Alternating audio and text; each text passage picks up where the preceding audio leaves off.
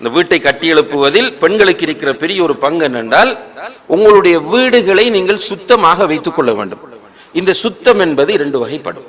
ஒன்று பிசிக்கலான சுத்தம், நஜிஸ்களில் இருந்து அருவருக்கத்தக்க விஷயங்களில் இருந்து வீட்டை சுத்தமாக வைத்துக் கொள்வது. ரசூலுல்லாஹி அலைஹி வஸல்லம் அவர்கள் சொல்கிறார்கள், நظிஃபு அஃப்னியதகும் வலா துஷப்பிஹுல் யஹூத். உங்களுடைய முற்றங்களை சுத்தமாக வைத்துக் கொள்ளுங்கள், யூதர்களுக்கு நீங்கள் ஒப்பாகாதீர்கள். அப்ப நம்முடைய வீட்டை நாம இப்படி பிசிக்கலான முறையில சுத்தமாகவும் அழகாகவும் வைத்துக் கொள்ள வேண்டும். இன்னல்லாஹ ஜமீலுன் யுஹிப்புல் ஜமால். நிச்சயமாக அல்லாஹ் அழகானவன், அழகையை விரும்புகிறான். அப்ப வீட்டில மரங்கள், தோட்டங்கள் இவைகளை வளர்ப்பது, வீட்டை கிளீன் பண்றது, வீட்டில் உள்ள பொருட்களை உரிய இடங்கள் வைப்பது, பெட்ரூமை நீட்டா வைப்பது, பாத்ரூமை நீட்டாக வைப்பது, இப்படியான விஷயங்களில் நம்ம கவனம் செலுத்த வேண்டும். இது ஒரு பக்கம். இன்னும் ஒரு பக்கம், நம்முடைய வீடுகள் ஷிர்கான விஷயங்களில் இருந்து சுத்தப்படுத்தப்பட வேண்டும். இதுதான் அடிப்படையானது. நிறைய வீடுகள் ஷிர்கின் அடிப்படையிலே கட்டி எழுப்பப்படுவதை பார்க்கிறோம். ஆரம்ப காலங்கள்ல நீங்க பார்த்தா, வீடு கட்டுவதற்கு நிலம் தோண்டும் போதே கோழி அறுத்து அந்த இரத்தத்தை அந்த குழியில போட்டு, அல்லது ஃபர்ஸ்ட் அடிக்கல் நாட்டும் போது கோழி அறுத்து நிறைய ஃபாத்திகாக்கள் ஓதி இப்படியான முறையிலே கட்டி எழுப்புவார். ஷிர்கின் அடிப்படையில் தான் போத்தல், குப்பி போத்தல அதுல மந்திரங்களை செய்து அதை உள்ள புதைச்சி இப்படியான முறையில் தான் ஆரம்பங்களில் செய்வார்கள். இப்ப நமக்கு அது புரிஞ்சிட்டு ஷிர்க்குன்னு.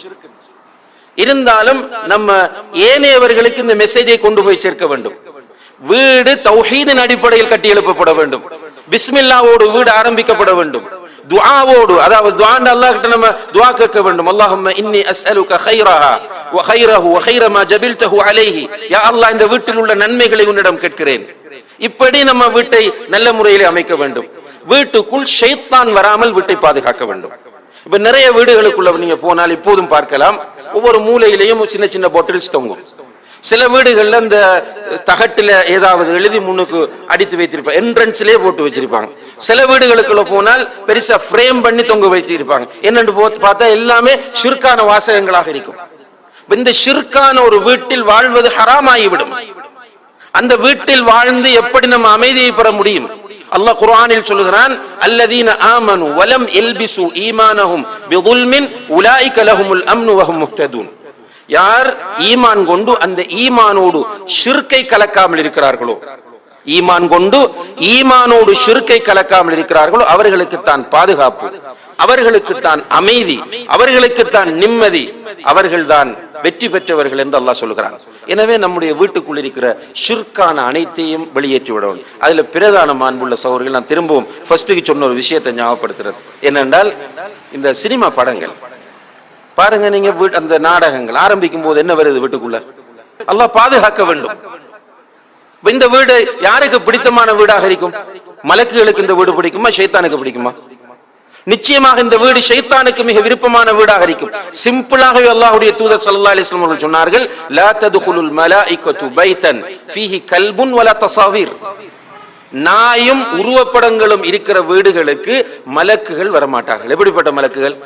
ரஹ்மத்துடைய மலக்குகள், அன்பு கருணைக்குரிய மலக்குகள் அந்த வீட்டுக்குள்ள வரமாட்டாங்க. என்றால் நாயும் உருவப்படங்களும் இருந்தாலே இந்த நிலை என்றால், பஜனை இருந்தால், இசை இருந்தால், அசிங்கமும் ஆபாசமும் இருந்தால், குப்பைகள் இருந்தால், எப்படி மலக்குகள் வருவாங்கன்னு யோசிப்பாரு.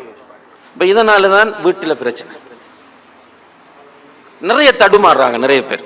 அல்ஹம்துலில்லாஹ், நீங்க பார்க்கலாம், உங்களுடைய வீடுகளை நீங்க சுத்தமா வைத்திருக்கும் போது சில நேரம் பொருளாதார வசதி குறைவா இருக்கு, ஆனா சந்தோஷமா இருக்கு. ஷிர்க்குகளில் இருந்து, பாவங்களில் இருந்து வீட்டை நீங்கள் சுத்தப்படுத்தி வைத்துக் கொண்டிருக்கும் போது உங்களுடைய வீட்டில் ஒரு பரக்கத் இருப்பதை நீங்கள் உணர்வீர்கள். வீட்டுக்குள்ள ஒரு நிம்மதி இருப்பதை உணர்வீர்கள். நீங்க ஒன்றா உட்கார்ந்து சாப்பிடக்கூடிய சூழல் இருக்கும். உங்களுடைய மனைவி, கணவன், பிள்ளைகள் எல்லோரும் மனம் விட்டு பேசக்கூடிய சூழல் இருப்பது